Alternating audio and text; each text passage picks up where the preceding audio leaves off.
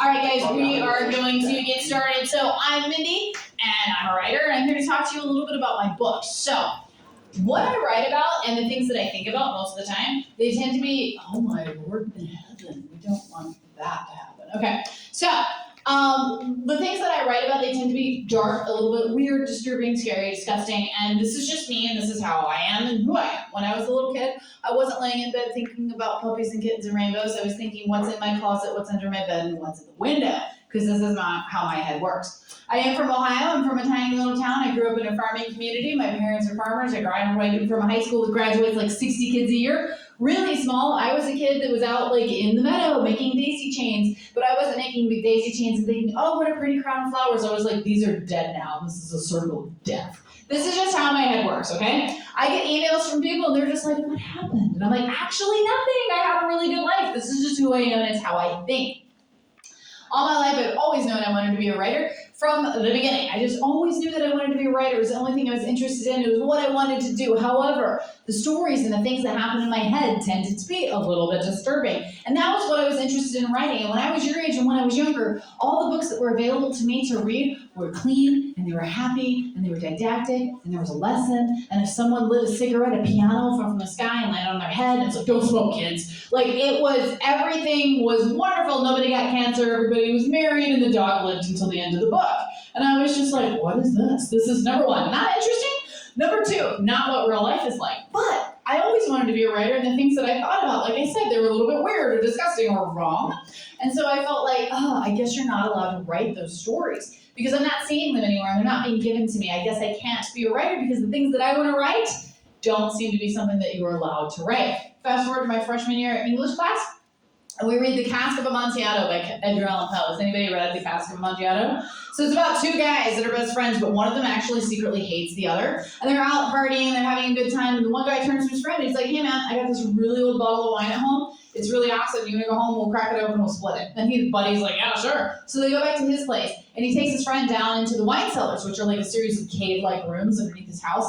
And he throws him into one, and he chains him to the floor, and he starts laying bricks, and he starts covering up the entryway. And his buddy's like, hey, great joke, you got me. Nice prank. Scary, let me up now. And his friend is like, no, you don't understand. I actually hate you. And I've been planning to kill you for a really long time, and this is how you die. And then you're chained to the floor, you're not going to be able to get up. It's going to be pitch black after I finish laying these bricks. It's going to take 3 or 4 days for you to die of starvation, and I'll be upstairs listening. And I was reading this book, and I was like, oh my gosh, so surely the cops are going to show up, somebody is going to interfere. They're not going to let this happen. This guy isn't going to die alone in the dark slowly. That's not what's going to happen. No, that's what happens. That's how the story ends. The story ends with the guy laying the last brick, and that is it, and that is all. And I was reading this short story, and I was like, oh my God, you can do that? I didn't know you can do that. You can do that. Edgar Allan Poe loves to bury people alive. He does it pretty often, actually. He does it in The Fall of the House of Usher, The Cask of Amontillado, The Premature Burial, Berenice, and The Black Cat. How many of you have read The Black Cat? I love The Black Cat. This is one of my favorite short stories. It's about a guy that's married. He doesn't want to be married anymore, but divorce is expensive and murder is free. So he kills his wife, and he takes her down to the basement, and he bricks her body up in the wall. His wife had a cat. She loved the cat loved her. Husband hated the cat hated the husband. And right after he kills his wife, the cat disappears, and he's like, this is awesome. I don't have a wife or a pet. I'm super happy. The neighbors notice that the wife has disappeared, and they know that this couple absolutely hates each other, and so they call the cops. Like, hey, we're pretty sure this guy killed his wife. Cops show up, and they're like, hey man, people think you killed your wife. And he's like, well, I didn't. But feel free to come in and look around. I want to make sure my name is cleared. So the cops walk around upstairs, and I'm like, yeah, you're good. And he's like, no, come downstairs. I want to make sure that everybody knows that I didn't do this, and that my name is cleared, and I did not kill my wife. And the cops are like, all right. They go down to the basement, and they're like, nah, you're good. They're getting ready to leave, and all of a sudden they hear this horrible noise. It goes, wah! And they're like, what the heck is that? And they're looking around, and it's coming from behind the wall. And they notice that there's a point in the wall where the mortar is still a little bit wet. And they're like, what's going on? And they start to pull it down, and they find the wife's dead body, and the cat is in there with her, it's sitting on top of her head. And it jumped inside when he was breaking up the body, and it's just been eating her corpse and waiting for somebody to show up. So it could be like, hey, this guy killed my mom. So I read this short story, and I thought it was awesome. I absolutely loved it. And I was like, that is amazing. I didn't know that you could do that. I didn't know that you could get away with doing these things in stories. And you can. Edgar Allan Poe loves to do that. He also sets people on fire. He's a big fan of that. Feeds them to their pets. No, we're going the wrong way now. No, what's wrong? Okay. We're going to fix it by doing this. No, it's broken. Okay, I guess I have to do it. Okay. He sets people on fire. He feeds them to their pets. He stuffs them up chimneys. He dismembers and disperses their bodies. Also, inhaling fumes from a poisonous candle. So, I'm not giving you murder tips, but... So, there's a short story, and I forget the name of it, but it's about two guys that are best friends, and one of them secretly hates the other. Edgar Allan Poe had a couple of hang-ups. So, one of the best friends secretly hates the other, and his friend loves to read. And so he's like, I made you a candle for your birthday, because they didn't have electricity. And if you wanted to read, you had to do it by candlelight. And he's like, I made you a candle for your birthday, and this is for you, and I want you to use it while you're reading, and you can just think of me in your pleasant moments while you're reading your book tonight. And his buddy's like, cool, you like the candle? The candle's laced with arsenic.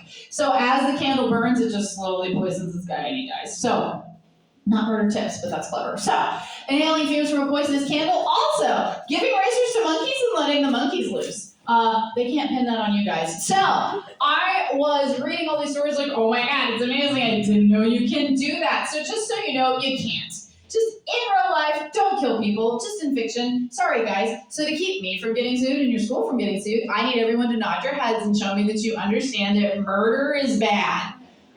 Okay, half of you are psychos. All right, so... You can't kill folks, you're not allowed to do that. So, I ended up actually becoming a writer, and I do write about things that people tend to find upsetting, dark things, scary things, weird things, things that only, certain people want to read about. I write about murder, I write about violence, I write about revenge, I write about rape culture, I write about mental illness, I write about depression and anxiety, and all of these different kinds of things. So I have made a living out of writing this kind of literature, and about 4 or 5 years ago, maybe less than that, I was having trouble coming up with a new idea. And when you're a writer, you have to come up with a new idea to be able to produce about a book a year. And I didn't have anything. And I was like, ooh, I really need to come up with something. Sometimes things will just pop, sometimes they don't. And this was a don't time. And I was waiting for a new idea, and I was like, man, I really need to come up with something. I was driving home from work. I was a YA librarian in high school for about 14 years. And I was able to stop working full-time, and I'm able to write full-time. However, I do still substitute in the district where I used to work. So I was substituting a few years ago. I was driving home from work, and a cat ran out in front of my car, and I slammed on the brakes. I will brake for an animal every time. Humans, 50-50. I just kind of make an assessment first. But a cat ran out in front of my car, and I slammed on the brakes, and the kitty cat got away, and I was like, oh, thank God I didn't hit that cat. But it was a black cat. And I was thinking to myself, most people would say black cat crosses your path. This is bad luck. But I love black cats. I've always loved black cats, and this is what I'm thinking as I'm driving. And I'm like, Edgar Allan Poe used a black cat as like an arbiter of justice, and it was out there solving crimes. And maybe I didn't hit that cat, and it's going to go be a crime stopper. I'm like, probably not, but kind of cool, right? And then I was like, you love the black cat. You love Edgar Allan Poe. Why have you never done anything with Edgar Allan Poe short stories and like elements of Poe and turned it into a novel? You should do that. It's a 7-minute drive from my school to my house, and by the time I got there, I had the idea for 2 different novels. The first one is called The Initial Insult. It is based on 3 different Edgar Allan Poe short stories: The Cask of Amontillado, The Black Cat, and The Mask of the Red Death. So the way that I used the Cask of Amontillado in the story, the Cask of Amontillado is one about the guys in the wine cellar, the former best friends. Those 2 characters in Poe's short story are named Montresor and Fortunato. I turned them into teenage girls. I named them Tress Montour and Felicity Tornado. Tress and Felicity had been best friends their whole life. In 4th grade, they were having a sleepover. Felicity was spending the night at Tress's house. And all of a sudden, Felicity is like, I have to go home right now. Your parents have to take me home. And Tress is like, why? What happened? Did I upset you? Did I say something? Are you mad at me? What's going on? And Felicity's like, no, I can't explain, but I have to go home now.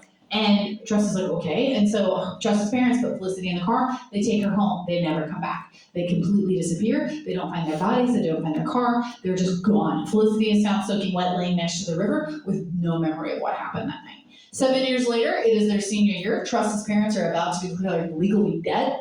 The girls have become mortal enemies over the course of the past 7 years. It is homecoming weekend. It is also Halloween weekend. There's going to be a big party out in the middle of nowhere at this abandoned house. And Tress is like, okay, this is my moment. She goes to the party. She finds Felicity. She hits her on the head with a brick. She takes her down in the basement, and she chains her into a coal chute. And she starts laying bricks in front of her. And she's like, I am going to keep laying bricks until you tell me what happened that night with my parents. But also, remember that time in 5th grade when you made fun of me on the playground and everybody laughed? Here's a brick for that, too. So, you get all these stories from 5th grade, 7th grade, freshman year, all of these different things where the girls have butted heads over the past 7 years, and you get it from each girl's point of view. And pretty soon you realize that nobody is good and nobody is bad, but somebody is going to die in the basement. The next story that I used was The Mask of the Red Death. The Mask of the Red Death is an Edgar Allan Poe short story, and it is all about a pandemic. And I know that we are tired of talking about pandemics, but in post-pandemic, it's a flu. And if you catch the flu, you will die. You are not going to recover. You will die. And the way in which you die is that you basically puke yourself to death. So people are having these huge parties, they're having these huge costume parties, and you come to the party and it's probably going to be the last night of your life, but it's going to be the best night of your life. You can do whatever you want. And people are having these big parties, and the flu shows up like as a human being, and he's dressed as the Grim Reaper, but he's wearing all red.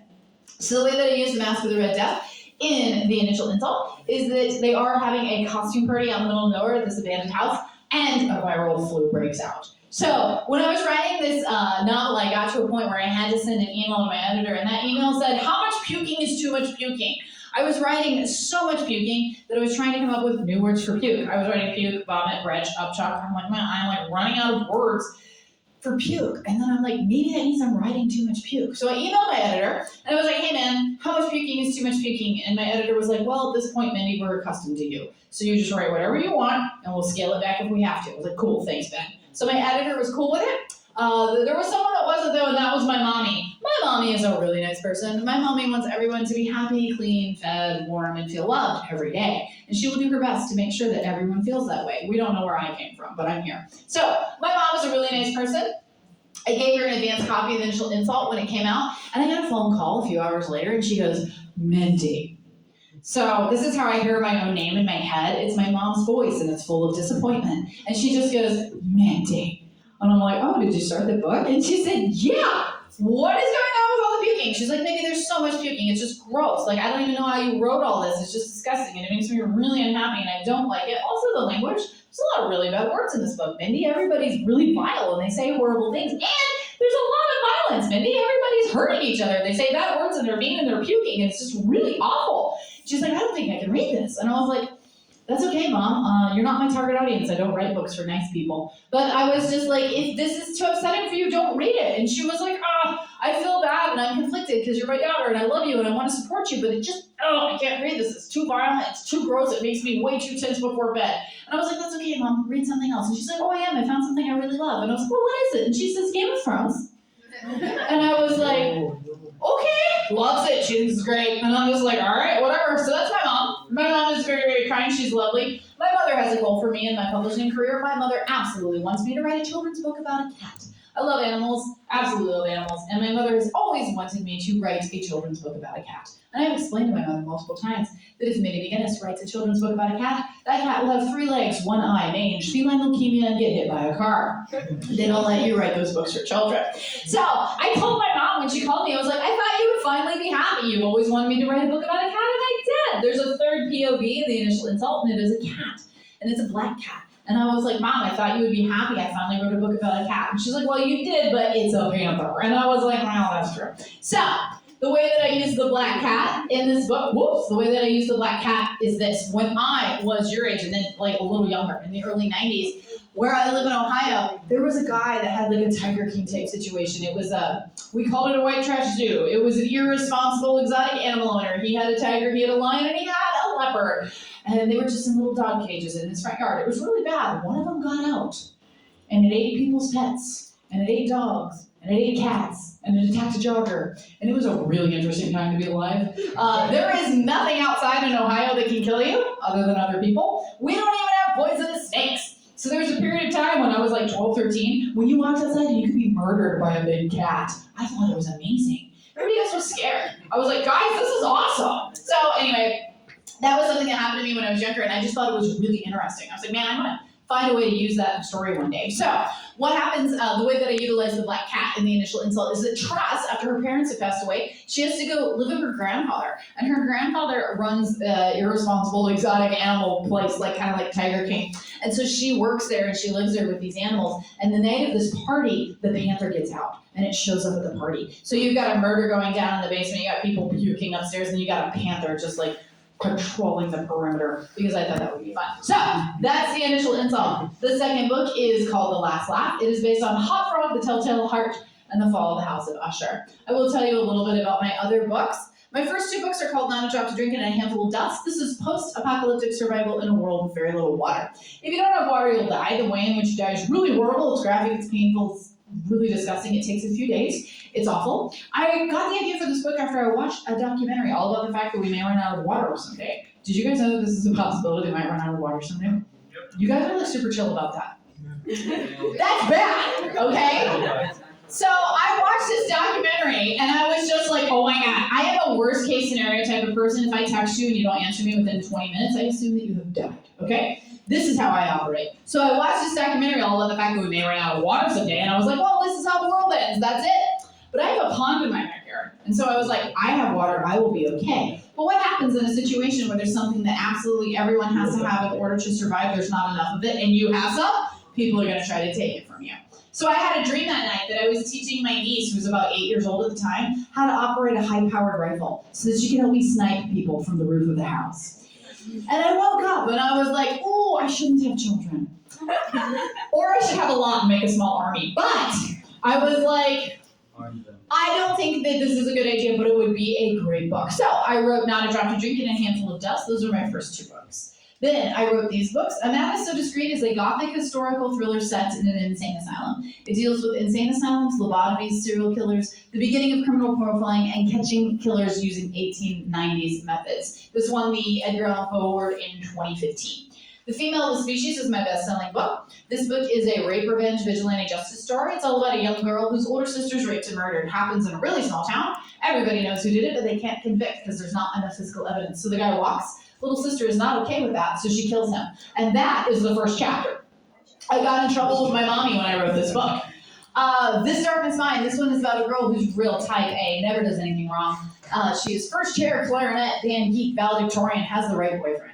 Suddenly, her senior year, she starts to want to do quote-unquote bad things, and she can't figure out why. She finds an ultrasound of her mother's from when she was pregnant with her, and there's a second fetus in there, but she doesn't have a twin, she doesn't even have a sibling.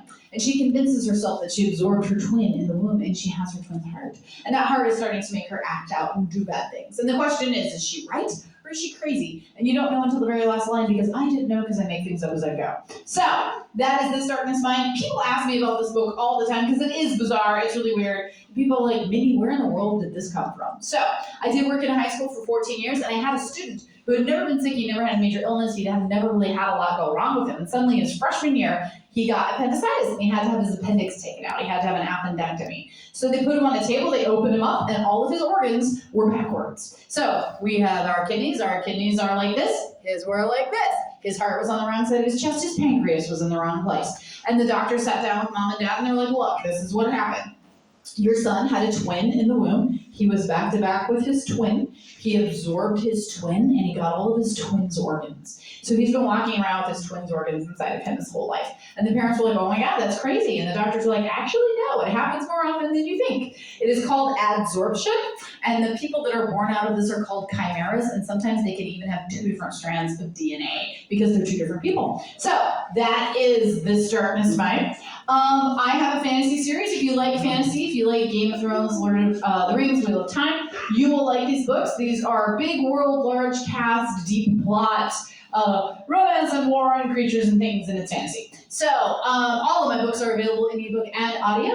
However, these books are no longer available in print. If you'd like to have physical copies of these books, you do have to buy them from me. You can't get them from a bookstore because they can't order them. If you buy them online, they will likely be used. So I do have copies for sale if you're interested in buying those. My novel Heroin won the Gateway Award last year. This is all about the opioid epidemic. It's about Oxycontin, heroin, fentanyl, those kinds of things. And it's about young athletes who they get injured and they're given Oxycontin to help them get through their recovery and rehabilitation. And then once they're trying to go back and play their sport, they're still not quite healed and they need something to help them with the pain. Oxycontin prescription has run out, and so they start using street drugs to help them get by and end up addicted. So Heroin is about the opioid epidemic. It won the Gateway Award last year. Be Not Far From Me is up for the Gateway Award this year. This is all about a girl who lives in Tennessee. She lives near the Smoky Mountains. And in the junior year, they're having a party because it's the end of school, it's the beginning of summer, and they go up into the Smoky Mountains, they're sitting around the fire, they're drinking, she has to pee. So she walks out into the woods to go to the bathroom. When you are a girl and you pee in the woods, you take off your shoes and socks because we do not have directional capabilities when we urinate.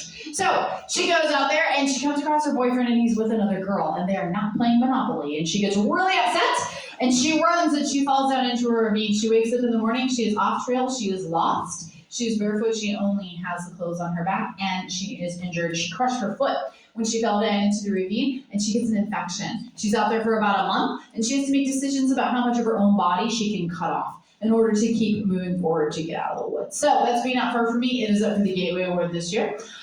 This is all my social media. If you want to follow me on social media, I do have books for sale up here.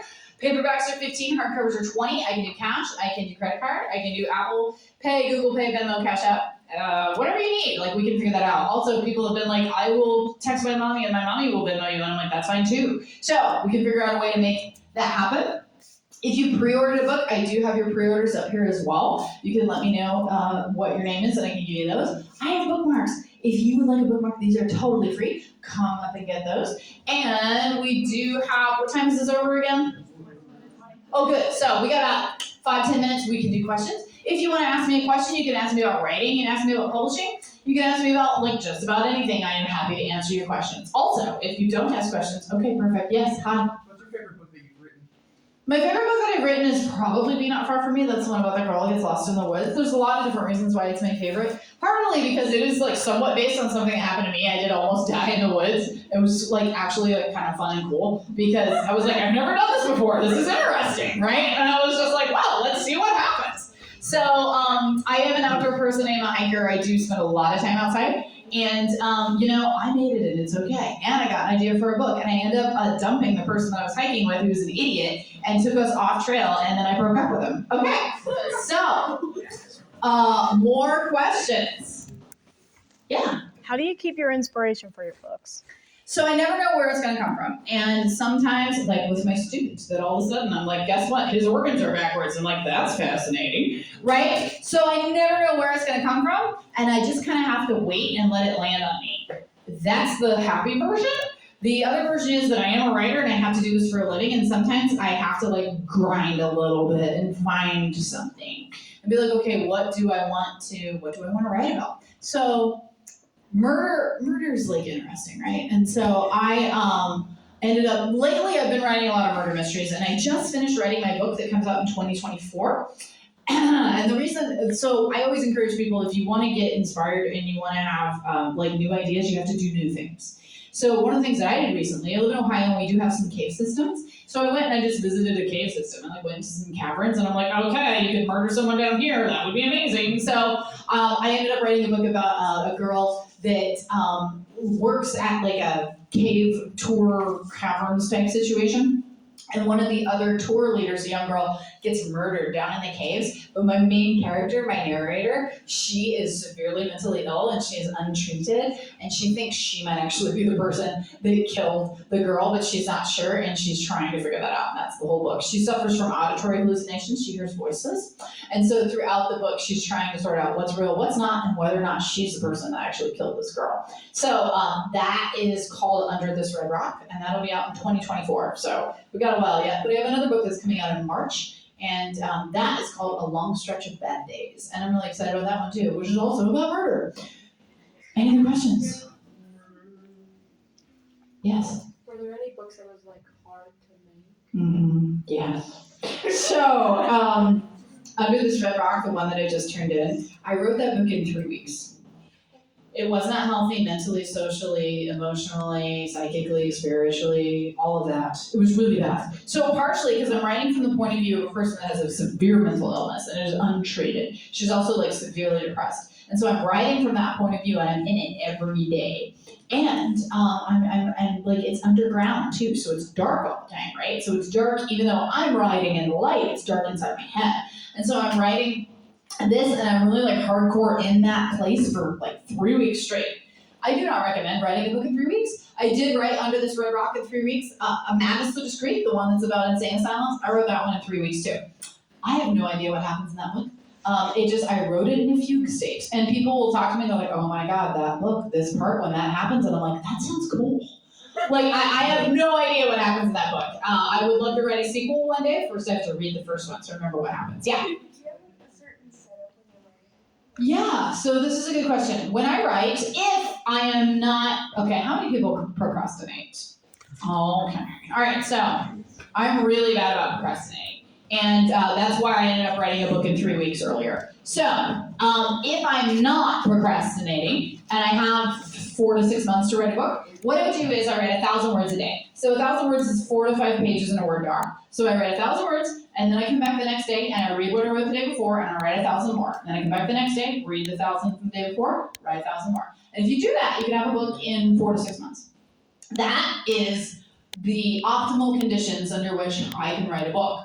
When I decided to write a book in 3 days, you buy a pizza and you set a pizza next to you on the bed and you start writing and you eat pizza and it's warm and it tastes good and you keep writing and you keep writing and you keep writing and pretty soon you're hungry again and the pizza's cold and you eat that and you remember that you have to pee but you don't have time and you kind of wish you had a colostomy bag because it would save time and it gets really unhealthy. So I ideally write 1,000 words a day and I write a book in 3, 4, 6 months. And that's the way I do it. The cool thing about writing is that you don't have to have, this is something important I should tell you. I have never had a single moment of instruction in writing in my life. I've never taken a writing class. I went to a really tiny high school. We graduate like 60 kids a year. It's really small. And we had English, science, social studies, and math. Like that's it. So I never had a creative writing class. Never. I went to college, but I didn't major in creative writing. You don't have to have a degree to be a writer. You don't have to have any special equipment. You don't even have to have a laptop. The only thing you have to do if you want to be a writer is write. That's it. You just sit down and write. The one thing that I will say that you have to do if you want to be a writer is read. You need to be a reader. You can't just be like, I've never read a book in my life, but I'm going to write one. No, you're not. I mean, go for it, but it's not going to be good. So, does anybody else have any questions for me? Yes? My favorite serial killer? Okay, so this is a good question. I like this question. So actually, so I have something. If you guys would like to sign up for my my newsletter, that would be a good idea. So I'm actually working with someone right now on a nonfiction book. I am working with the daughter of the man who arrested David Berkowitz. So David Berkowitz is the son of Sam, and he is famous for killing a bunch of folks. And so the guy that arrested David Berkowitz, initially he was like a volunteer policeman, and he was David Berkowitz's next door neighbor. And Berkowitz actually had an obsession with him. And when they arrested Berkowitz and they went into his apartment, he had written all kinds of things about this man on his walls. And he had had delivered letters to this guy and all this stuff. So this woman, who is that policeman's daughter, got into, she sent an email to me and she was like, hey, I would love to work with you and we could write my dad's story and the things that went on with my dad. But also, her name is Shayna. When Shayna got older, she ended up becoming pen pals with the son Sam. And so she would send him letters. She was like, hey, I'm the girl whose my dad arrested you. And he sent her a letter back. And he's like, oh, I remember your dad. He's a nice guy. So she ended up being David Berkowitz's pen pal. And she ended up having this kind of weird substitute father relationship with him. So I am working on a nonfiction book with Shauna. And hopefully that'll get published someday. But if you're interested in that, so she actually has letters that David Berkowitz wrote her that she has sent to me. So I've actually read some letters that David Berkowitz wrote that aren't public, and it's actually super cool. So David Berkowitz is the answer to your question. Any more questions? I know there was one in the I have another question. How long are you here for I am here until the end of the day. Oh, okay. Yes. So if you would like to, also I will be at Missouri River Regional Library tonight. So if you're looking to purchase books or if you want to come to the library and hear me talk some more, I will be talking about different things. But if you want to come to the library tonight, I will also be there. So also, I should say, I do have books for sale. Paperbacks are $15, hardcovers are $20. I am sold out of some books. However, if there is something that you would like that I do not have, you can pay me for it today, and I will take your name and I will go home because I had to order more books and they're coming to my house. And I will go home and I will personalize and I will sign that book to you and then I will mail it to the school and your librarian will make sure that you get it. So if there's something that you want and it's not available or if you didn't have money or cash with you today, we will take care of it and we'll make sure you get what you need. Does anybody have any other questions? Yes? What's your favorite book type to read, dystopian? Oh, I will read anything. I will read anything. Right now, I'm currently reading a fantasy series called The Age of Madness by John Abercrombie. It's really good. And it's really good. And it's like Thrones and that, it's really deep, lots of politics, and I won't try to get into all that. It's really good. It's called Age of Madness. But I will read anything. I will read absolutely anything with the exception of romance. I have been divorced twice. I am not going to read a romance. Yeah, that's okay though because I'm good now. I have a dog. His name is Dalmatian. That's a lie.